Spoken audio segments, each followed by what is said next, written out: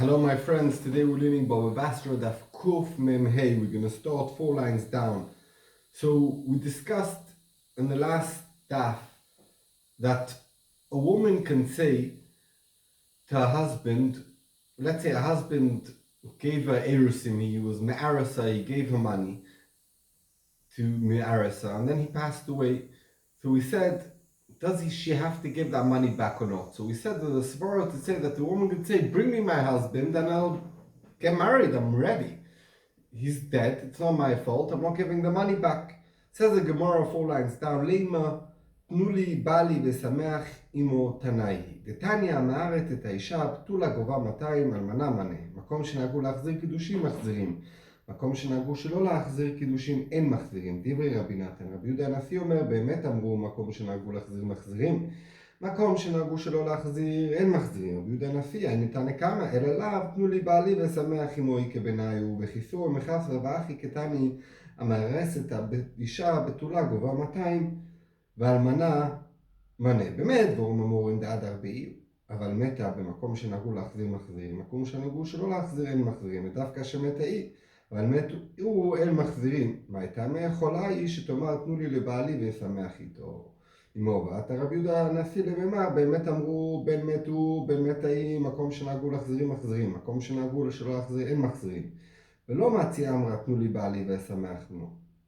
לא, דכולה עלמא יכולה שתאמר תנו לי בעלי ושמח עמו, ודמית, ודמתו כולם לא פליגי, כי פליגי שמתה היא, ואחר בקידוש נתיבוי ניתנו כמפליגי. רב נתן סבר קידושים לאו לטיבוי ניתנו, רבי יהודה הנשיא סבר קידושים לטיבויים ניתנו, והמקום שנהגו להחזיר מחזירים קטני, אחי כאמר וסובלונות ודאי מקום שנהגו להחזיר מחזירים.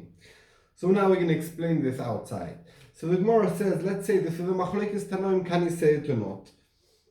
Can a woman say to her husband that passed away, I'm not giving back the kiddushin because I'm ready to get married? It says the Gemara, why do we want to say this? Because it says in the Brisa, someone who gets engaged to a woman, and so if she's a psula, unmarried girl, she gets mosayim.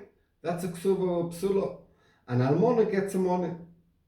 Continue the Brisa. If the minig is to give back the kiddushin, you have to give it back. If the minig is not to give it back, you don't have to give it back. Now that's the shittas Rav Nosson. Rav Yehuda Nossi says, really the din is be'emes omru, that the minig, if the minig is to give it back, you give it back. If the minig is not to give it back, don't give it back. On that the Gemara asks an obvious question. The Rav Yehuda Nossi is the same like Tanakama, it's the same like Rav Nosson. What's the difference between them? They both say if the minig is to give back the money, give it back. If not, not. What are they arguing about? So the Gemara wants to suggest that the machlokes between them is, can a woman say when a husband passes away, I'm ready to get married, I'm not paying back the money, I'm ready, it's his fault. And we explained the Brisa, we're going to change the Brisa a bit, it's a bit missing, and this is pshat in the Brisa. Someone who gets engaged to a woman, if she's a psula, she gets 200. If she's almona, she gets 100. When is this talking about? When he changed his mind, he decided to divorce her. But if she passed away, so depends. If the minig is to give back the kiddushin, so he gives it back. If the minig is not to give back, he doesn't give it back. And that's specifically continued the Brisa when she died. But if he died, you don't give back the ksuv, you don't give back the kiddushin. Why not? Because she could say that give me my husband, I'm ready to get married. If my husband's not here, why should I give back the kiddushin? And comes Rav Yehuda Nossi to say, no, really, doesn't matter if he died, and doesn't matter if she died. If the minig is to give it back, you give it back. And the minig is to not give it back, you don't give it back. And she can't say, give me my husband and I'll get married to him. And even if he died, she has to give back the kiddushin. So the Gemara is saying that Rav Yehuda Nossi holds, you don't say, it's not my fault. The woman could say, it's not my fault, the husband's dead. Even if the husband died, the woman will have, if the minig is to give back the kiddushin, the woman will have to give back the money of the kiddushin. So the Gemara, no. Really, everyone holds, like what we said early on in the last daf, that a woman could say, if the husband died between Erusin and Isuim, she could say, sorry, he's not here, it's not my fault, I'm ready, when is it wedding date, which hall are we getting married in, and I'm not giving back the money, it's not my fault. And in a case where he died, no one argues and everyone says she doesn't have to give back the money. When is the machloikis? The machloikis is when she died. And the question is, when a person gives a kiddushin, is it letibuim or not letibuim? So what does that mean? Rav Nosson holds kiddushin is not for tibuim. That means a person gives the kiddushin al das that he'll marry her, but if he doesn't marry her, he wants his money back. And Rabbi Yehuda holds no. Rabbi Yehuda Nossi holds no. When a person gives a kiddushin, that's it. He gives up on the kiddushin. He never expects to get back the money. Even if she passes away, he doesn't expect to get back the money from her yorshim. So that's a machloikis. A machloikis is that Nosson holds if the minig is to give it back, you have to give it back. And Rabbi Yehuda Nossi holds no. Kiddushin etivuim nitnu. He gave it al das that he won't get it back. And even if the minig is to give it back, you don't need to give it back. Says the Gemara, how could he explain that that's a machloikis of Rabbi Yehuda Nossi and Rav Nosson? It says clean in the Brisa that Rabbi Yehuda Nossi says that if the minig is to give it back, you have to give it back. And you telling me Rabbi Yehuda Nossi holds that even if the minig is to give it back, you don't have to give it back. It doesn't make any sense. Says the Gemara Teretz. Really, Rabbi Yehuda Nossi holds like what we said, that you don't have to give it back in any case because kiddushin letibuim nitnu. And when Rabbi Yehuda Nossi says that if the minig is to give it back, you have to give it back, he's not talking about the money that the diamond ring the man gave the woman to Mikadesha. He's talking about sovloinus. What is sovloinus? Sovloinus are extra presents between the engagement to the marriage, erusin of the Torah's deraisa. Not like today that's just a small obligation. Then it was mamish like a eshes ish. Between then and the marriage, the man would send her presents. He'd give her another diamond bracelet, a gold watch, etc. It's called sovloinus. Except if the money of the kiddushin, he'd give her presents. So on that, Rabbi Yehuda Nossi says, the kiddushin, I don't hold, you don't have to give back the letibuim. Rabbi Yehuda Nossi says, but if the minig is to give back those presents that she got, then that I agree that the woman needs to give back if that's the minig. So it comes out that the machloikis is about the money of the kiddushin. Rabbi Yehuda Nossi says you don't need to give it back, and Rav Nosson says that if the minig is to give it back, you need to give it back. But everyone agree that the woman, if the husband died, the woman could say, I'm ready to get married. You can't make me give back these kiddushin. Even the Rav Nosson agrees, because a woman could say, I'm ready to get married. I'm not giving this kiddushin back. Says the Gemara, so we said now over here that the machlokes between Rav Nosson and Rabbi Yehuda Nossi is the money of the kiddushin, not the sivloinis, is it given as a present without expecting it to get it back in any circumstances or not? Says the Gemara that this machlokes is toilet. We'll see some other people have the same machlokes. Let's continue in the Divra Gemara. V'ani tanai ke'ani tanai, detanya kitcha bekikar, betula gova 200 ואלמנה מנה, דברי רמי. רבי יהודה אומר, בתולה גובה 200 ואלמנה מנה ומחזרת לו את השאר. רבי יוסי אומר, קידשה ב-20 נותן לה 30 חצאים, קידשה ב-30 נותן לה 20 חצאים. במה עסקינן? אילמה שמת העמית לכתובה, ואלה שמתו, עמי מחזרת לו את השאר, ונאמר תנו לי בעלי ואשמח עמו, ואלה באשת ישראל שתמתה. ובמה? היא ברצון מית לכתובה, ואלה באונס, מששר אלי, ואלה באשת כהן שנאנסה בקידושין לטיבוי ניתנו כמפלגי. המאיר סבר קידושין לטיבוי ניתנו, ורבי יהודה סבר עליו לטיבוי ניתנו, ורבי יוסי מספקר לטיבוי ניתנו, אליו. והילקח קידשה ב-20 נותן לה 30 חצאים, קידשה ב-30 נותן לה 20 חצאים. Says the Gemara that the machloikes, if kiddushin is given as a total present without no expectation to give it back, or yes, in the case that she dies, it's a machloikes tanoim.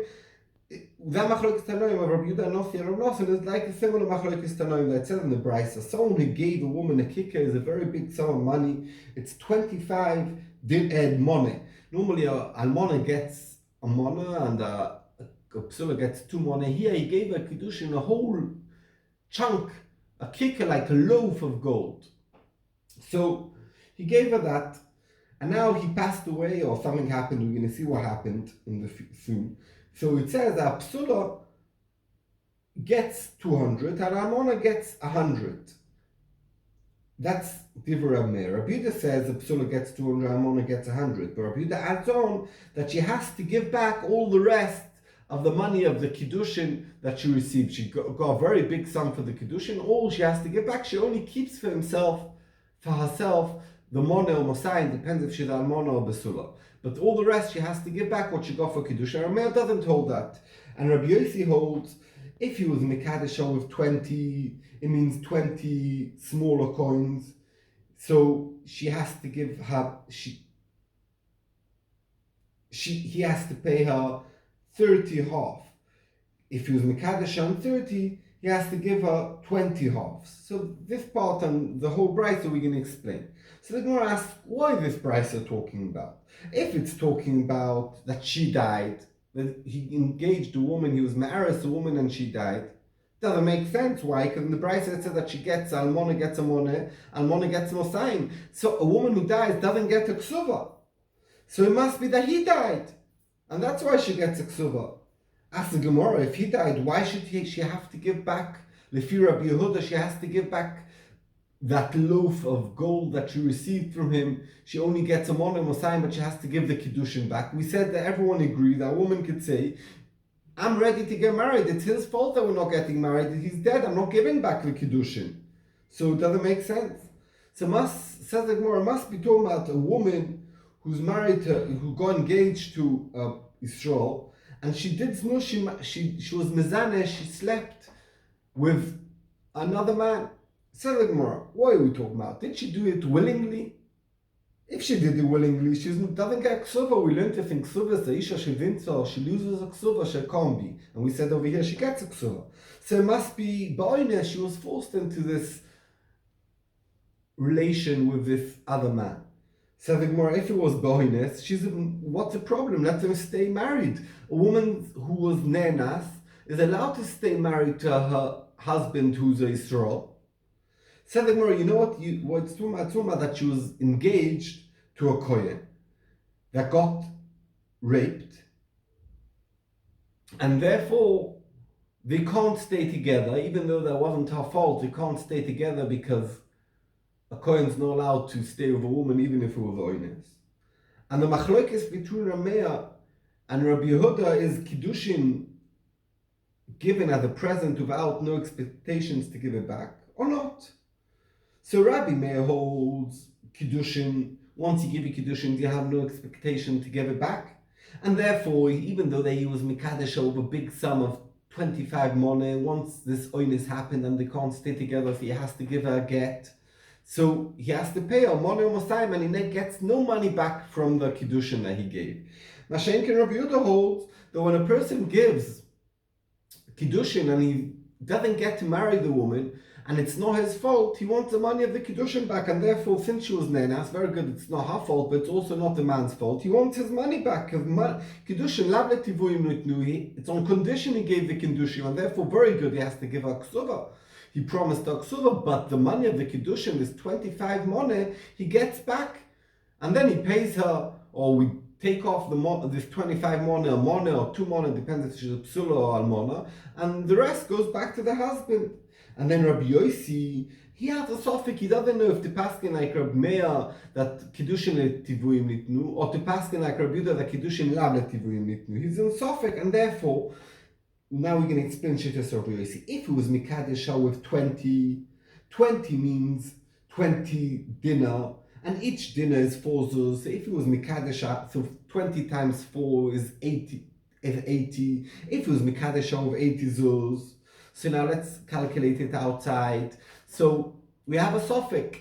Is it letivuim and therefore the whole 80 is hers? If it's not letivuim and therefore the whole 80 is his. So let's split it. We say mom and amoto b'safek cholkiv. So she keeps 40 and he gets back 40. But he owes her because he owes her haksuva. So she'll keep the 40 that belongs to him, and I owes her another 60, right? Because she's almona, she needs to get ksuva of 100 zuz. So again, the 80 we split. 40 has nothing to do with it. The other 40 she keeps as part of the ksuva. Now he owes 80. He owes 60. And therefore it says in the brisa that he has to give her 30 halves, because each dinner is 4 zuz, so 30 dinner would be 30 times 4 is 120, but half dinners is 120 into half is 60. So he has to add on a 60 zuz to add to 100 to get to the ksuva of a money of a psula, of almona. But if he was mekadesh with 30, that means he gave her 30, and we said 30, each one is 4 zuz, so 30 times 4, he gave her 120. So now we have a suffix, so we say 50-50, so she keeps 60. The other 60 she keeps for ksuba, so he owes only 40. So therefore he only has to give her 20 halves. So 20 times 4 is 80. Half of that is 40, because he owes her 40. And therefore, that Shatas Rabbi Yossi, there is a suffix, is letivuyim nitnu, lo letivuyim nitnu. And therefore we understand the Brayso when we say the Machloikis Rabbi Nosson. And Rabbi Yehuda Nossi is the same Machloikis, Rabbi Yehuda and Rameh. Continues the Gemara. Amar Rabbi Yosef bar Minyumi, Amar Rav Nachman, b'chol makom, some people agree is Bovel, makom shenagu lachzir machzirim, v'tirgumu narda, שער בא במאי. רבא ורבי יוסף דאם את הרוויים מוהורי יהדרי, קידוש לא יהדרי. אמר רב פאפא, הלכסה בין שמתו, בין שמתאי, והד הרבה, הוא מוהר יהדרי, קידוש לא יהדרי. הד רבי הוא, היא, אפילו קידוש אינם יהדרי. המימר אמר קידוש לא יהדרי, גזירי השם יאמרו, קידוש הם תופסים באחותה, רבשי אמר, גיטה מוכיח עליה. והד רבשי בדות ההיא, דאיקה דשם הבאה ולא שם הבאה. So the Gemara continues in the same sugya, and Rabbi Yosef says, Rabbi Yosef, the son of Yumi, he said in the name of Rav Nachman, that in Bavel the minig is to give back the kiddushin, and therefore if a woman gets engaged and then she passes away, so she has to give back the kiddushin. Her Yershim have to give back the kiddushin, and we explain what does Bavel mean. It doesn't mean the whole Bavel; it means only Narada. Ask the Gemara, what's the din in the rest of Bavel? What's the din? What's the minig over there? So Rabbah and Rabbi Yosef, that they both agree that depends. If we talk about Sovloinus, I'm going with one pshat in the Rashba, Mohori, that's Sovloinus, that means the presents that we spoke about earlier on, and not the Kiddushin itself. That goes back, because those presents were given on condition to get married, but they never got married, you need to give it back. But the Kiddushin, the actual diamond ring they gave her to get engaged, that doesn't go back. And Rabbi comes to Rav Papa and says, the halacha is, doesn't matter if he died, doesn't matter if she died, or he changed his mind and didn't want to go ahead with this wedding after he got engaged. The din is, the presence of the Savloinus you need to give back, but the Kiddushin you don't need to give back. But if she changed her mind and she doesn't want to get married at the end, so even the Kiddushin she needs to give back, because she's saying, oh, I don't want to get married, so give back the money of the Kiddushin. And Ameimar says, Kiddushin you don't need to give back. Why not? Because we're choishish if the woman, Reuven, was Mekadesh, a woman. And then this woman says, I don't want to get married, and the woman will have to give back the Kiddushin. People are going to see, and they're going to say, oh, they never got engaged, it was cancelled, she gave the money back. So now Reuven's allowed to go and get engaged and married to her sister. But really that's not true. Really the engagement was chal, it was just a get over there. The only reason the money goes back is because she changed her mind. So we choishish that if such a thing will happen, someone's going to say, oh, she's mutter, this Reuven can marry her sister, and it will be Eisha Sach, it's Issachar, therefore we never give back the Kiddushin, even if she changed her mind. So Rav Ashi said, no, that's not true. Why should he be choishish for this? There's no such a chashash. Everyone knows that this Reuven gave this woman a get, and since there's a get, everyone knows that Reuven can't marry this woman's sister, because there's a get, he was married to her. And that the Gemara says, what Rav Ashi says is, Bedusa is not true. Why not? Because it could be someone saw the money going back, that this lady gave the money back to Reuven, and they never saw the get. They never saw that Reuven gave this lady a get, and they say, 1 second. She gave back the Kiddushin, I mean the Kiddushin was cancelled, there was no Kiddushin. And he doesn't know about the get, and therefore they'll say Reuben could marry a sister, and therefore we choishish, and therefore we say in no circumstances does the woman give back the kiddushin, because we don't want that should a chas v'sholem, a mistake will come out and they'll let Reuben to marry her sister. Continues the Gemara and says, we learned in the Mishnah that this din, like we said, the guy comes to celebrate in his friend's wedding and he brings a present. Reuben comes to Shimon's wedding and he celebrates and he gives a nice sum of money, £1,000. And now when Reuben gets married, Shimon is obligated, and Bezdin could force him, if he doesn't do it, to come and pay £1,000 at Reuben's wedding. Now we're going to learn in the Brisa 5 things that we say about Shoshvinis. Shoshvinis is this relationship that you come to help your friend at his wedding, and your friend comes and brings it back. And actually in the less Orthodox community in Israel nowadays, it's quite popular that when you come to your friend's wedding, you have to give a nice sum of money. So let's see what the 5 things are. Tanu Rabbanan, 5 דברים נאמרו בשושבינות. יגבות בבית דין וחוזרות בעונתה, ואין בה משום ריבית, קמ"ה עמוד ב', ואין השביעית משמתה, ואין הבכור נוטל בה בשניים. So let's explain those. 5 things are said about this din of Shoshvinis. Number 1, you could force it in Bezdin. Reuben paid for Shimon's wedding, Shimon has to pay for Reuben's wedding. Second thing, it's only paid back when the other person gets married. So Reuben came to Shimon's wedding. Now Reuben wants his money back straight away, a month later, but he's never getting married, he's a bachelor. He can't force him, he could only force Shimon to pay when he actually gets married. And there's no ribis if Shimon comes to Reuben's wedding and gives £2,000. We don't look at it as ribis, and all these dinim the Gemara is going to explain in a second.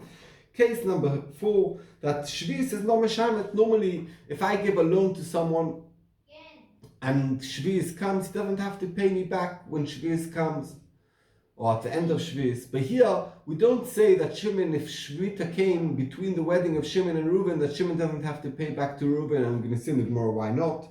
And the Bechor doesn't take double. Let's say the father of this family came to a friend's wedding and gave £1,000, and now the father passed away, now his friend's coming to pay back. So to the Yisraelim, the Bechor doesn't get double. In this part, they'll be coming to pay back. Now the Gemara is going to explain these dinim. Says the Gemara, Nigibet bebezdin mai tama kemil bedami ve'en ba mishum rubit ila vadat et Aryeh ve'en hashvit mishamta delo karina be'lo yigosh ve'en habechor notel pishnayim da'av elei ra'ui ve'en habechor notel baroi kemo muchzak. So the Gemara explains the reason why you could claim in Bezdin, because it's like a loan. And therefore, like a loan, you could claim in Bezdin. So Reuben went to Shimon, it's like he loaned him money. And the reason why there's no ribis if Shimon comes and pays more at Reuben's wedding, because when Reuben gave it, he wasn't giving it on expectation that Shimon will give him back more. It's generous. He gave to Shimon, he wasn't expecting a penny more. Shimon was generous and wants to give more. We have no problem because it's not ribis. Ribis is only also when it's kotzut. The reason why Shvis doesn't meshamet, we know normally a loan, that if Reuben gave Shimon a loan and Shvis came, or the end of Shvis, Shimon doesn't need to pay back. So why over here does Shimon need to pay? Because we don't read in it lo igosh. Because the issa is that when there is a choy that you already owe someone, when Shvis comes, so then Reuben comes to Shimon in a way and says, I want my money back. That's called to be egoish. It says the Torah says you're not allowed to be egoish. But here, when is Shimon chayev to pay back to Reuben? Only when Reuben gets married. And before the Shemitah, Reuben never got married. Only after the Shemitah. So b'shas HaShemitah, there's no din of Reuben coming to Shimon because he can't come before he gets married. So therefore, when he actually pays him back later, there's no problem. And Rashban brings the example, it's like someone who gave a loan for 10 years, and Shvis goes in between. So because Bisman Shvis, the time of the loan is not yet there's no din of lo yigosh, and therefore Shvis is no meshamet. And the reason why the Bechori never takes double on it, Because it's roy, it's not something that the father's holding, it's roy, it's something like we learned already, it's not muchzik by the father when he passed away. If the guy paid the father before he passed away, very good, the Bechor gets double. But if he only pays afterwards, it's roy, it's not muchzik, and the Bechor never takes double, and the roy only in the muchzik. Continue the Gemara, Amarav Kahana, Klala de Shoshvinta, Ava Bemata Iboyle Lemeta, Shama Kal Tabla Iboyle Lemeta. לא שמה כלתב לה, יבואי לידוע, תרומת לעלי, שלומי משלם. ועד כמה? אמר אביי, נגו בגננה עד זוזה, אייסה בקפה, אחלה בקרסה, עד 4 משלם פלגה, מכאן ואילך, איניש כחשיבותה. So Rav Kahana says a rule about this din of Shoshvinis. Let's say Reuven, we said he paid for Shimon for his wedding £1,000, and now when Reuven got married, Shimon was in town. So we say, he should have come. Shimon should have come to the wedding. And if he heard the announcement is saying Reuven's getting married and he never came, he needs to pay because he should have come. He heard of the wedding. If he never heard any announcement, he never knew Reuven's getting married. So we say, even though really the Reuven should have told Shimon, listen, I'm getting married, come celebrate at my wedding like I celebrated at yours, and then to take the money. But we're saying, even though the Reuven never told Shimon about it, and Shimon never knew about the wedding, so he still needs to pay. Yes, he has taroimus, he's upset with Reuven. Listen, I invited you to my wedding, you came, you celebrated, now you got married, you never invited me, and you want me to pay you for your wedding. So he's upset about it, but he still needs to pay. And then the Gemara asks, but how much does he need to pay less? Because when Reuven came to Shimon's wedding, he had a good 5-course meal. There was a chuppah with good alcohol, with nice food, people walking around with little small pieces of meat, etc. And afterwards there was a sit down, first course, second course, etc. Afterwards, buffet afterwards. So Reuven had a great time. Yes, he paid £1,000, but he had a great meal. And now Shimon didn't know about this wedding. He has to pay Reuven £1,000. Doesn't make sense. He wants also to deduct from the money, the value of the food. So how much does he deduct? So Abaye says, the minig of Mei Chuppah, people who go to the Chuppah, is the following. If Reuven brought to Shimon up to a zuz, so Shimon doesn't need to pay him anything, because he brought a zuz, and his stomach ate a zuz. So Shimon never ate anything, so he doesn't have to pay anything. If Reuven brought to Shimon's wedding 4 zuz, so when Shimon pays back Reuven, and he never ate in Reuven's wedding because Reuven never invited him, he only has to pay 2 zuz, not 4 zuz, because about 2 zuz, that's the amount that he would eat at the wedding. But if he brought more than 4 zuz Reuven to Shimon's wedding, so it depends how choshev he is. That means if Shimon's a very choshev a person, so when he'd come to Reuven's wedding, they'd give him extra, they'd give him from the 21-year whiskey, from the expensive wine, and therefore he'd eat a lot, and we calculate how much he'd eat as a choshev a person, and we take that off where he owes Reuven. But if he's less choshev, and they wouldn't give him from the expensive whiskeys that the chosen or the shver walks around giving, so he'd eat less, so therefore we deduct less. Continue the Gemara and says, Tanu Rabbanan עשה עמו בפומבי וביקש עמו לעשות בצנעה, יכול לומר לו בפומבי אעשה עמך כדרך שעשית עמי. עשה עמו בבתולה וביקש לעשות עמו באלמנה, יכול לומר לו בבתולה אעשה עמך כדרך שעשית עמי. עשה עמו בשנייה וביקש לעשות עמו בראשונה, יוכל לומר לו כשתישא אישה אחרת אעשה עמך. עשה עמו באחת וביקש לעשות עמו בשתיים, יכול לומר לו באחת אעשה עמך כדרך שעשית עמי. So the Gemara says, it brings a brisa that not always do we say that the person is obligated to return these shoshvinis. Reuven celebrated at Shimon's wedding, he paid him £1,000 at the wedding. In some circumstances, like we're going to explain, Shimon does not have to go and pay back Reuven when Reuven gets married. Case number 1, that when Shimon got married, he did a big, loud wedding, everyone knew about it. And Reuven came and celebrated and gave £1,000. But now when Reuven came and wanted to get married, he made a very small wedding, a tiny little wedding. So Shimon can tell him, listen, You came and celebrated me in a big, everyone knew about it, fancy wedding. I'm not coming to this small wedding and paying you £1,000. I'm sorry, if you want, make a big wedding and I'll pay you £1,000.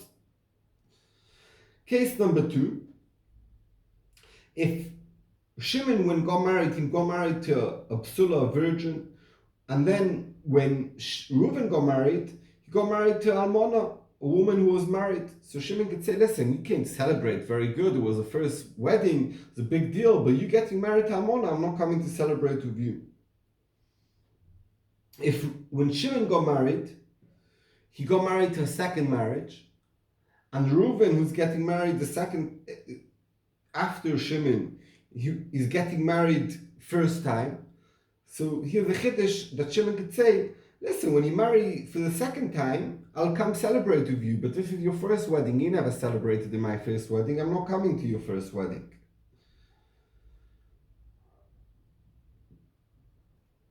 Another case, if Shimon, when he got married to a woman, and it was his first woman getting married, and then Shimon, who was already married, is marrying a second woman, and he says, Reuven, come celebrate and bring the money back. So you could say, no, you celebrated in my first wedding, in my first wife I was marrying. You, by your second wife, it's a whole different thing. I'm not coming to join the wedding and I don't have to pay you back. Continue the Gemara. This Gemara is a bit complicated. I don't know if I understood it to the depth. I'm going to explain it a bit more word by word because it's a bit hard words. Tanu Rabbanan, atir nechasim, atir pumbi. Zeu Baal Agadot. So it says in the Brisa, someone who has lots of possessions, lots of fields, are public, everyone see them, he has lots of grape trees, lots of olive trees, or he's rich from lots of cattle that he has and everyone sees his cows, his sheep, his goats, his donkeys. He is considered Baal Agadot, meaning it's like a metaphor. Someone who's rich in that way, in the Toradic way, means he's someone who knows Agoda and he speaks in every place. He knows lots of Agoda. They ask him to speak over here, to speak over here. He's a nice, good speaker. He speaks at the wedding, he speaks over there, because he knows Agoda. And that's similar to the person who's rich in a way that everyone could see. If he's Atir Slaim, Atir Takua, they're Baal Pilpul. Someone who's rich, not such in a public way, he's a money changer. So it's not like everyone sees, but it's seen. And he does business every day. Atir Takua means, Rashbam explains one pshat, that means he has lots of houses. And then Rashbam says that he likes a different pshat, that means he deals with oil. So it's not as public as the first person who has lots of fields are public and lots of cattle. Though Baal Pilpul, it's compared to someone who knows how to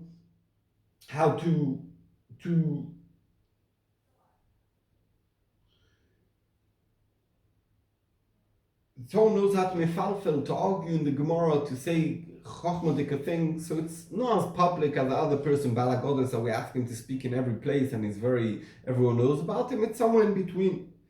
Atir meshach, atir kemas, someone who has, let's say, he's rich from counted things like wheat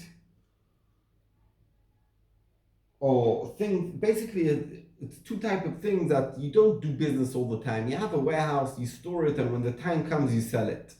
So that's compared to someone who knows lots of shmurs. You've heard lots of things, and he doesn't have a lot to say. You won't ask him to speak, but when something comes up, he's going to say, oh, I've heard this and this and this. Rav Nachman or this one said this and this and this. So he's compared to that. He has his stuff stored, and once in a while he does business. Continue the Brisa and says, Akol tzrichim lemarichat Gemara. Everyone needs the person who has a wheat.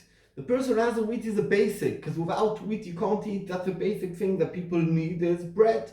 So that's the owner of the wheat. And compared to that in learning, it means someone who knows the Gemara, someone who knows to answer Mishnayos and they're stira to each other, and he knows Gemara, and therefore everyone needs him. Like that everyone needs the person who owns the wheat.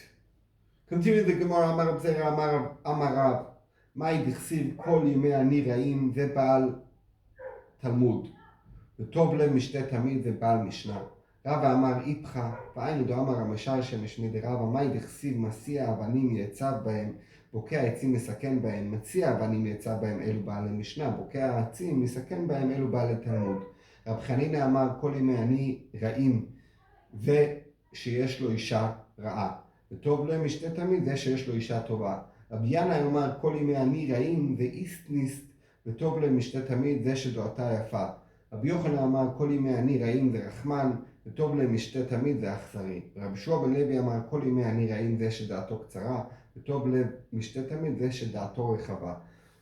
קמ"ו עמוד א', אמר רבי יהושע בן לוי, כל ימי אני רעים, והאי כשבתות וימים טובים. כדי שמואל דאמר שמואל שנוי וסת תחילת חולי. כתיב בספר בן צירא כל ימי אני רעים, בן צירא אומר אף לילות, בשפל גנים גגו, ממטר גגים לגגו. ממטר גגים לגגו, ברום הרים כרמו, מעפר כרמו לכרמים. So, before, the reason why we spoke about this price of Otu Nechosim, how it comes in, because we spoke about Pumbi, the lotion of Pumbi, that if someone gets married in a big wedding where everyone invited, and then his friend wants to get in a small wedding, you don't need to come. He's not obligated to pay back. So because of that, we brought the price of that someone who has his richnesses in public, so it's compared to Baal Agoda. And once we spoke about that, now we speak about another thing that's similar to this, about someone who learns Gemara, someone who learns Mishnah. So Rav Zera says on the name of Rav, what's pshat in the pasuk? It says a pasuk in Mishlei, Kol yemei oni roim, all the days of a poor man are bad, v'tov lev mishta tomid, and it's always good to have a good meal. So we can explain it. The Maharsha goes into over here, why don't we learn a kipashtus like we can explain on Daf Kuf Menvav Modalef, but we can leave that out. But we can see that all these Amoraim, except for the last one, learns it not kipashtus. So the first pshat in the name of Rav, that all the days of a poor man are bad, it's someone who learns Gemara. Why? The Rashbam explains, because it's very difficult to learn Gemara. He has to shemeinis atzmo lechavin alochos, so the Tarat Savoy, lots of kashas, lots of sterets. He has to calculate the cheshbon asugya. So it's like a poor man. It's very difficult. The Tovle Mishnah Tomid, that's someone who learns Mishnah. Mishnah is easy, no big complications. It's like a good meal. Rava says it's the opposite.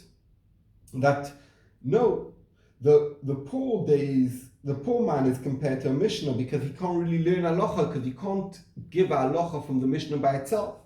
And the one who's like a meal is a guy who learns Gemara, that he can know the halacha. And it's similar to what Mashasha said in the name of Rav. What's pshat in the pasuk that it says someone who's masia avonim ye'etzav, someone who moves stones will be upset, and boikea eitzim, someone who cuts wood, yeskan boim, he'll get warm by them. It means someone who moves stones, Yetzar Bayim, is someone who learns Mishnah. He knows Mishnah, but he's upset because he doesn't know, he knows lots of steers in the Mishnah and he doesn't know how to answer them. And someone who cuts trees, that's someone who learns Talmud, someone who learns Gemara, and he'll be happy, he'll warm himself up because he knows how to answer kashas between Mishnayos and Mishnayos, and therefore that fits into what Rava said before, that's much better and much happier someone who learns Gemara than Mishnah. Going back to the pasuk that we brought from Mishlei, Rab Chanina explains, what do they mean that all the days of the poor man are bad? They mean someone who has a bad woman. That he's like a poor man, he's suffering all the time. And what do they mean it's good to have a good meal? It means someone who has a good wife, has a good life. Rabbi Yanai says, what's pshat in the pasuk, all the days of the poor man are bad, is someone who's very caring about cleanliness. He's a istinis. Everything's not clean enough. He has to wash his hands many times. He goes to a restaurant. He's all nervous. Is the food clean or not? And therefore he's always suffering. All of you know, if you've been with someone who's very istinis, who's very careful, and it's a hassle. He goes somewhere, oh, the food's not good enough. This is not clean enough. The hotel room is not swept. And who's someone who's happy like in a meal? That's someone who's doesn't care. Someone who's easygoing, he comes to a hotel room, sees a bug in the room, big deal, throws it out, doesn't take it very seriously, his life's good. Rabbi Yochanan says, what does it mean a poor man's life is, all his days are bad? Is someone who's has lots of rachmanas on every people, so he hears all the time bad news. When he hears bad news, he's always very upset because he has lots of rachamim on other people, so he suffers all the time. And who's someone who has a party all the time? It's someone who's achzori. He hears that people die, soldiers die in Lebanon, and he doesn't care, it doesn't feel him, he continues with his life. He's achzoris, he has a good life in a certain way because he doesn't care about what's going around him. Rabbi Yeshua ben Levi says, the pasuk kol yimei ani roim, that means someone who's datuk tzora. Datuk tzora means he's makbid to everyone, and he's stingy, and he's never generous. He sees someone making money and he's like, he made money because this and this. He's not generous about himself and all about other people. So his life is hard and miserable. And what means the toivlev nishta tomi? That means someone who's generous for himself, for other people. He sees someone making money, he says, Baruch Hashem, he made money. And if he's a happy person, he's not always complaining and upset about things that are happening. Kufman Vav, Amud Aleph, Rabbi Yeshua ben Levi says, all the day of the poor man are bad. And he asks the kasha, Rabbi Yeshua ben Levi learns that means bepashtus. He asks the kasha on this pasuk, what does it mean all the days of the poor man are bad? Shabbos, Yom Tov, the Gaboid stocker give him money for Shabbos and Yom Tov. He could buy himself a nice meal. Even the poor people, at least on Shabbos, have a nice big fat meal. So why all the days are bad? It should say all the days of weekday are bad. So we're saying, the pshat is like Shmuel, but Shmuel says that the beginning of illnesses is when you start changing your menu. If you always eat bread and salt, a very basic food, and then once a week you suddenly have meat and chicken, changing your menu is very bad. It's the beginning of illnesses. So very good on Shabbos, he has good food, but that's the beginning of illnesses, so therefore all his days are bad. And then the Gemara says, then Sefer ben Sira, it says, that all the days, he brings a pasuk in Mishlei that we brought, that all the days of the poor man are bad. Then Ben Sira adds on and says, not only the days are bad, also the nights. And the reason is because his roof is the lowest from all the roofs of the city, because he can't afford a high roof. And what happens is the rain rains and all the roofs fill up with water. And where did they go? Onto the poor man's roof. So therefore also at night he suffers. And where does he have his vineyard? Everyone have it close to the city, not on the mountain. His only place where he could afford it, the poor man, is to have a vineyard high in the mountain where no one wants to go, and it's hard to work the field over there. And what happens, all his zevel he puts in his vineyard to make the grapes grow well, all the nutrition and all the earth falls down to the mountain and goes into the other people's fields, and therefore he suffers even when he's at home. His nutrition is from his field is dripping into the rich people who are down in the valley, and therefore all his days and his nights are suffering. Thank you very much. We shall all be blessed and happy, and here Besuris Tovis the Korah.